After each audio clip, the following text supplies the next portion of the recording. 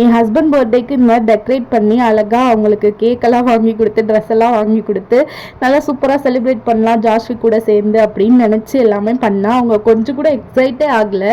எனக்கு கொஞ்சம் கோவம் வந்துச்சு. அதனால் 2 நாள் அந்த கேக்கை வந்து ஃப்ரிட்ஜ்லேயே வச்சாச்சு, எடுக்கவே இல்லை. அதுக்கப்புறம் ஒரு வழியாக சமாதானம் ஆகி கேக் கட் பண்ணலாம் அப்படின்னு சொல்லிட்டு கேக் கட் பண்ணால் அவசரமாக தான் கட் பண்ணோம். ஏன்னா அவங்க எக்ஸைட்டே ஆகலைங்கிறதுனால எனக்கு அப்புறம் இன்ட்ரெஸ்ட் போயிடுச்சு. அதனால் சரி கேக்கு மட்டும் கட் பண்ணி சாப்பிட்டோம். சாக்லேட் ட்ரஃபிள் வாங்கியிருந்தேன், ரொம்ப சூப்பராக இருந்துச்சு.